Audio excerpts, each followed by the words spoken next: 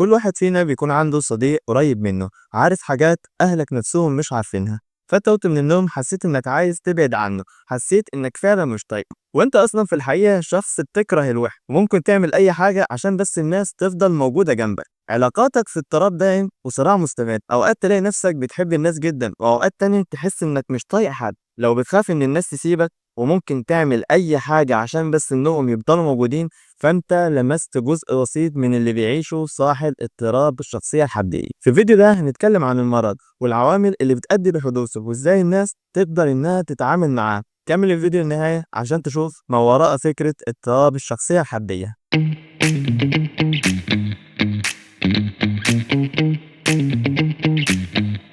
السلام عليكم، اهلا بيكم في فيديو جديد في ما وراء الفكرة. فكرة النهاردة بتتكلم عن مرض قريب شوية من الناس، اضطراب الشخصية الحدية او borderline personality disorder. مشكلة المرض ده انه بيأثر على مشاعرك وطريقة تفكيرك وكمان نظرتك لنفسك. يعني مثلا في شخص ناجح، كل الناس شايفاه ناجح وبتتعامل معاه على هذا الاساس، الا هو الوحيد اللي شايف نفسه انه فاشل او انه عنده فراغ جواه مش عارف يملاه ازاي. مش تواضع منه، لكنه فعلا بيتعامل مع الناس على هذا الأساس. كمان ممكن تكون في بنت جميلة، كل الناس شايفاها جميلة إلا هي الوحيدة اللي شايفة نفسها إنها مش جميلة وإنها ما تستحقش أي كلمة حلوة من أي حد. اضطراب الشخصية الحدية بيتعرف في كتب الطب النفسي على إنه نمط طويل الأمد من عدم الاستقرار في العلاقات الشخصية والصورة الذاتية والمشاعر، مع وجود اندفاعية واضحة. كلمة حدية معناها إن الشخص عايش على الحد ما بين الكره الشديد والحب الشديد، نظرته لنفسه بين أنا أفضل واحد وأنا أقل واحد، تصرفاته بتقول أنا اللي هحافظ على العلاقة دي بأي تمن، وكمان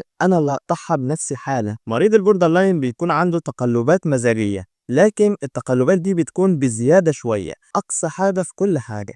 يعني لما بيحب بزيادة شوية، ولما بيغضب أوقات بتكون لأسباب غير مبررة، بيثور فجأة وإنت مش فاهم إيه اللي حصل، وده بيكون سبب أساسي في تذبذب علاقاته باللي حواليه. لو رجعنا للدي اس ام، المرجع الأساسي للأطباء النفسيين، هنلاقي إن في 9 أعراض أساسية لمريض البوردر لاين، واللي لازم يكون في على الأقل 5 أعراض منهم عشان المريض يتشخص بالمرض ده. أول عرض معانا وهو الخوف المفرط من الهجرة. مثلا بنت خطيبها اتأخر عليها لمدة 15 ثانية بس، فعقلها السيناريو راح لبعيد جدا، ان هو خلاص كده مش عايزني او انه خلاص زهق مني، وده ممكن يخليها تدخل في علاقات مؤذية، علاقات ممكن تؤذيها على المدى البعيد، تقدم فيها تنازلات ضد مبادئها واخلاقها لمجرد بس انها ما تبقاش لوحدها. وده بيودينا للعرض التاني، العلاقات الغير مستقرة، وده بيكون بسبب الاهتمام الزايد. العطاء الزايد بيحسس الطرف الآخر إنك مضمون وإنه مهما عمل فيك فأنت موجود في حياته، مش هتمشي لأنك أنت اللي محتاجه، أو يعني أنت اللي مفكر إنك محتاجه. فيبدأ الطرف ده يستغلك وانت عارف وهو عارف ان هو بيستغلك، مع ذلك مكمل بس عشان العلاقة تفضل موجودة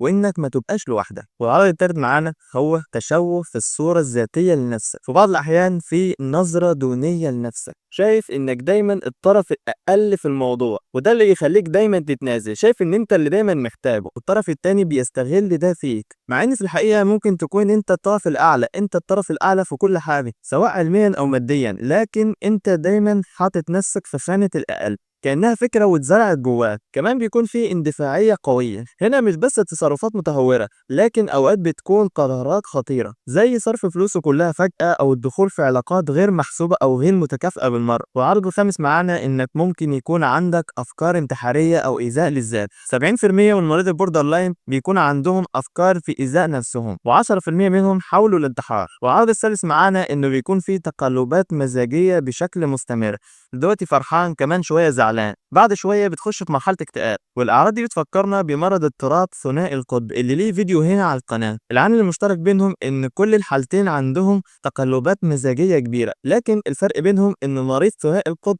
بيكون التقلبات المزاجيه بتاخد فتره طويله، يعني يومين 3 او اسبوع في فتره هوس، بعد كده بياخد فتره من الاكتئاب، على عكس مريض اضطراب الشخصيه الحديه ممكن الفرح والحزن والتوتر والاكتئاب كلهم في يوم واحد، تقلبات مزاجية ولكن بشكل سريع. والعرض السابع معانا هو شعور مزمن بالفراغ والوحدة.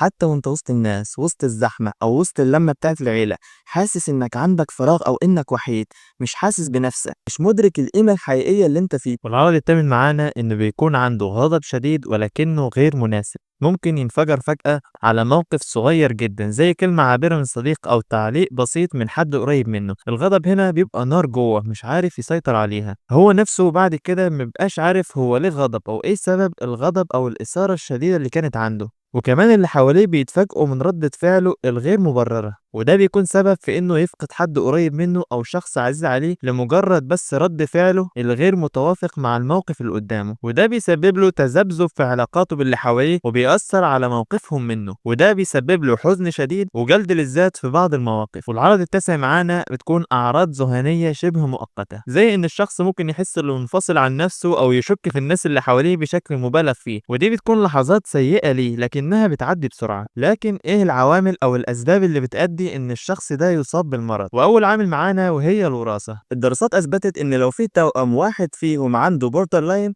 احتمال ان التاني يصاب بيه بيكون اكبر بكتير. يعني الاستعداد الوراثي بيكون موجود لكنه مش بس السبب الوحيد. تاني سبب وهو العوامل البيئية نفسها، وهنا بتبان التجارب الإنسانية. كتير من مريض البوردر لاين مروا بتجارب مؤلمة وهم صغيرين، زي إهمال عاطفي من الأب والأم إنهم مش مهتمين بمشاعر الطفل من صغره، صدمات زي الاعتداء الجنسي أو الجسدي، أو حتى فقدان شخص عزيز عليه. لما الطفل يكبر في بيئة ما فيهاش أمان، عقله بيتبرمج تدريجيا على الهجر، متوقعه في أي لحظة ومن أي حد، لذلك تلاقي عنده الخوف من الهجر ودايما في إنه يفقد أي علاقة. كمان من أشهر النظريات النفسية اللي بتتكلم على البوردر لاين هي البايو سوشيال ثيرابي. النظريه دي بتقول ان البوردر لاين بيظهر لما يكون الشخص عنده استعداد وراثي ليه او استعداد بيولوجي، زي ان عنده حساسيه شديده في المشاعر. لما الشخص اللي عنده مشاعر حساسه يتربى في بيئه مليانه اهمال عاطفي، لا وكان ممكن تقليل في المشاعر بتاعته، زي مثلا طفله بتقول لمامتها انها خايفه فالام بترد بتقول مفيش حاجه تخوف، لا وكمان ممكن تقول لها انك بتبالغي.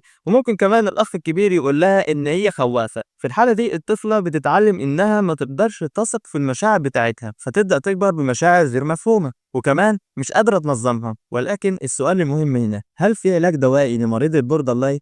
الإجابة مفيش علاج دوائي محدد لمريض البوردر لاين، لكن في أدوية بتعالج الأعراض الموجودة زي أدوية الاكتئاب أو الأدوية المهدئة، كمان الأدوية المثبتة للمزاج.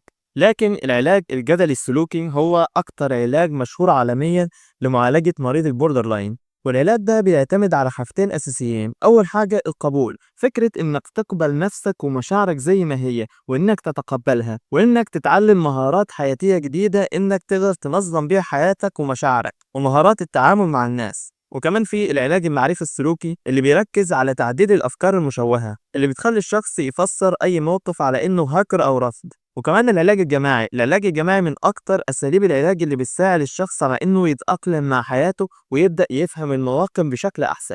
فكرة إن مش أنت لوحدك اللي بتعاني من حاجة معينة دي فكرة مطمنة، فالمريض بيبدأ يشوف ويتعلم من ناس تانية مروا بنفس التجربة. وكمان أهم حاجة الدعم الاجتماعي والأسري، من غيره طريق العلاج بيكون صعب جدا.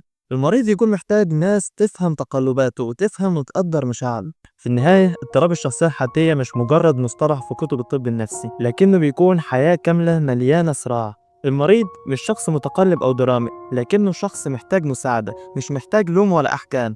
إنسان بيكون قلبه حساس جدا. بدل ما نحكم على الشخص اللي عنده بوردر لاين، لا نحاول نفهمه وما نحاولش أبدا نقلل من مشاعره. الحقيقة إن كلنا في حياتنا عندنا حتة حدية ما بنحبش حد يقرب منها. كلنا ساعات بنتمرجح ما بين الحب والخوف أو الأمل واليأس، ما بين ثقة في نفسنا وشك في قيمتنا. الفرق إن اللي عنده بوردر لاين بيكون بيتأرجح بشكل أسرع شوية وكمان بشكل مؤلم أكتر. لو تعرف حد بيعاني من اضطراب الشخصية الحدية، مديله إيدك بدل ما تحكم عليه. لو أنت نفسك حاسس إن أنت في الدوامة دي، اطلب المساعدة. وصدقني مفيش اضطراب أكبر من رحمة ربنا سبحانه وتعالى، ومفيش ألم بيدوم للأبد. خلي عندك يقين بالله إنك إنسان طبيعي وإنك شخص تستحق حياة أفضل. في النهاية لو وصلت لنهاية الفيديو ما تنساش تعمل لايك واشتراك في القناة عشان يصلك الفيديوهات الجاية.